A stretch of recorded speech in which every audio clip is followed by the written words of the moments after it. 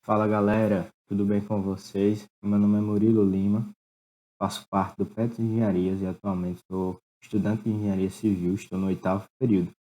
O vídeo de hoje vai ser sobre a matéria de Sistema de Abastecimento de Águas, conhecida como SAA, mais especificamente falando sobre o dimensionamento de unidades de tratamento de água, as famosas ETAs, a parte de floculação hidráulica.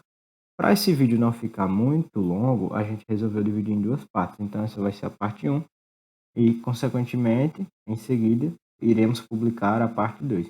Espero que vocês gostem. Bem, para o início de conversa, para a gente entender o funcionamento de uma ETA, vamos falar do princípio básico de funcionamento. Até onde vai essa água que vem da represa até as nossas casas. O princípio básico de funcionamento de uma ETA se dá pela limpeza e tratamento de água por etapas, dependendo do seu nível de poluição.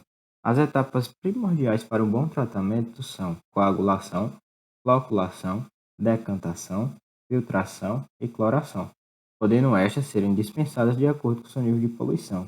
Isso quem diz é a CAESB. Mas para não ficar aquela coisa chata, apenas uma definição, eu trouxe aqui para vocês um pequeno esquema que vai ilustrar como é feito esse processo. Como vocês podem observar, aqui do nosso lado esquerdo tem a represa, no qual a água dessa represa é puxada através de uma adutora de captação para um recipiente que, com a ajuda do sulfato de alumínio, o cal e o cloro, formam a coagulação. Em seguida, vai ser feita a floculação. Como vocês observam aqui nessa imagem, essa floculação aqui destacada é uma floculação mecanizada. Porém, o vídeo irá tratar mais profundamente sobre a floculação hidráulica. Isso a gente vai tratar ao decorrer do vídeo. Em seguida, após a floculação, essa água passa pela decantação e a filtração. Mas antes disso, ela vai passar pela ação do carvão ativado, areia ou cascalho, para finalmente chegar ao canal de água filtrada. E antes de chegar ao reservatório de água tratada, é adicionado cloro e flúor a essa água que sai da filtração. Em seguida, essa água é sugada através de uma adutora para um reservatório elevado, e nesse reservatório é onde essa água vai ficar abastecida para que em seguida seja distribuída para a rede de distribuição da cidade e chegando até as suas residências, para que possa alimentar a sua população. Mas como vocês podem observar aqui, esse esquema é de uma ETA e eu falei aqui algumas pequenas definições. Mas para a gente entender o processo como um todo, eu trouxe as definições de acordo com o professor doutor Antônio Oliveira Neto. Segundo Oliveira Neto, em 2019, a operação unitária responsável pela desestabilização das partículas coloidais em um sistema aquoso, preparando-as para sua remoção nas etapas subsequentes do processo de tratamento. Que etapa é essa? Essa etapa é conhecida como coagulação. Em seguida, vem a floculação. Segundo Oliveira Neto, em 2019, a floculação é um processo físico no qual as partículas coloidais são colocadas em contato umas com as outras, de modo a permitir o aumento de seu tamanho físico, alterando, desta forma, a sua distribuição granulométrica.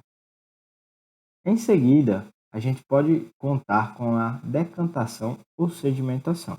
Segundo Oliveira Neto, em 2019, esse processo é um processo de separação sólido-líquido que tem como força propulsora a ação da gravidade. Em seguida, nós temos a filtração e Oliveira Neto, em 2019, ele diz que é um processo de separação sólido-líquido utilizado para promover a remoção de material particulado presente na fase líquida. Em seguida, nós temos a desinfecção, que, segundo Oliveira Neto, em 2019, o propósito do processo de desinfecção é eliminar de modo econômico os micro-organismos patogênicos presentes na fase líquida.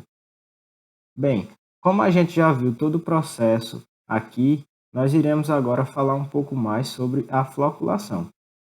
Diante das definições feitas e o entendimento do processo de funcionamento de uma ETA como um todo, nós iremos aprofundar no assunto de floculação, que é tema do vídeo, e o exercício de dimensionamento feito posteriormente. Mas afinal, qual é a finalidade da floculação? A finalidade não é remover a matéria suspensa presente na água, mas sim aumentar o tamanho do material de suspensão. Com isso, a floculação se dá uma mistura lenta. Existem mecanismos de formação de flocos. O mecanismo de floculação, ele pode ser feito. Eita, Nath, eu vou voltar aqui, aí você corta, tá? A floculação é uma mistura lenta. Em seguida, nós iremos observar que existem mecanismos de formação de flocos. O mecanismo da floculação, ele pode ser feito de três formas. A floculação pericinética, que ela é feita através do movimento browniano e a ação da gravidade. A floculação ortocinética, que ela é feita pela introdução de energia externa. E a sedimentação diferencial, que ela que é a desinformidade do volume e densidade de flocos. Isso quem cita é Libânio, em 2010. Bem, vale ressaltar que a agitação de água pode ser promovida por meios mecânicos ou hidráulicos, como eu falei anteriormente. Através dessa informação, podemos descrever que existem dois tipos de floculação: a floculação mecanizada e a floculação hidráulica, que será o tema de nosso exercício de dimensionamento.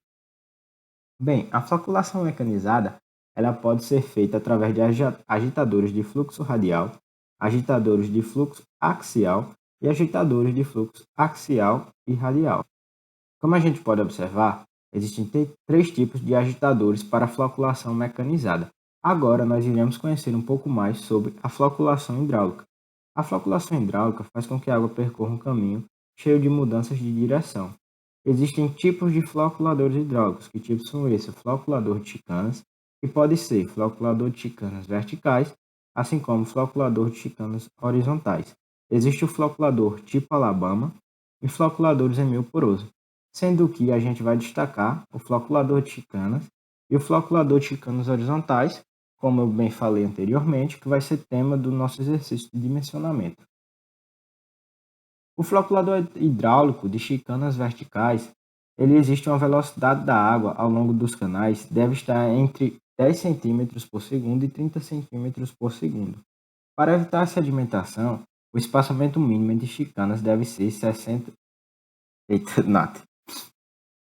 Vou voltar do começo aqui, viu? Do para evitar. Para evitar a sedimentação, o espaçamento mínimo entre chicanas deve ser de 60 cm, ou seja, 0,60 metros, podendo ser menor desde que adotados os dispositivos para fácil remoção. E eu trouxe aqui uma imagem de um floculador hidráulico de chicanas verticais em funcionamento. Para ficar mais claro, ele é localizado na ETA de Ribeirão da Estiva, em São Paulo. E para melhor interpretação, eu trouxe aqui um exemplo, uma imagem em 3D, que faz com que possa ficar claro o movimento que a água faz através do floculador hidráulico de canas verticais. Vocês podem observar que a água fica variando entre a posição inferior e a posição superior até percorrer todo o percurso. Como a gente pode ver, esse aqui é o fluxo vertical da seção, como a água se comporta diante da seção observada. Agora iremos falar sobre o floculador hidráulico de chicanas horizontais. Bem, o floculador hidráulico ele é utilizado para vazões elevadas, como nós podemos observar, aqui é uma imagem de floculadores hidráulicos em funcionamento, em uma estação de tratamento. O floculador hidráulico de chicanas horizontais, ele tem essa seguinte representação, que a água entra coagulada, percorre todo o seu percurso horizontalmente para sair a água floculada. Como a gente pode ver, o fluxo de água em tratamento. Aqui eu trouxe um exemplo do fluxo horizontal na planta. E esse outro esqueminha aqui pode ser observado que a unidade vem da mistura rápida da coagulação. A água tem todo o seu fluxo horizontal e segue para a unidade preparadora, sendo que a imagem B é um corte dessa seção. Bem, a floculação hidráulica de fluxo horizontal promove mudança de direção no sentido horizontal. É até um pouco intuitivo, né? E trata-se de um sistema acessível pelo seu baixo custo de implantação, operação e manutenção. Além de não precisar de eletricidade para funcionar, também não requer responsável próprio qualificado para trabalhar na manutenção e operação pela simplicidade do sistema. O floculador tipo Alabama não há necessidade de velocidade maior que 10 metros por segundo. E a gente pode observar aqui como é feito o funcionamento do floculador tipo Alabama, que ele vai passando, levando em consideração movimentos verticais, mas observem que a água sempre vai chegar nessas pequenas câmeras e vai sempre seguir esse direcionamento onde as câmeras estão aclopadas, que são os orifícios inferiores para o esvaziamento total das câmeras de floculação. Como a gente pode ver aqui, é uma imagem de um floculador tipo Alabama em funcionamento. E essas imagens são na ETA de Aldeia da Serra, localizada em São Paulo. Bem, galera, esse foi um pequeno resumo da nossa primeira parte. Agradeço pela atenção de todos. Sigam a gente nas nossas redes sociais, nosso Instagram, @petengenharias. Aqui é o nosso e-mail para contato. E qualquer dúvida, você pode deixar aí no comentário que a gente vai estar sempre disposto a ajudar, tudo bem?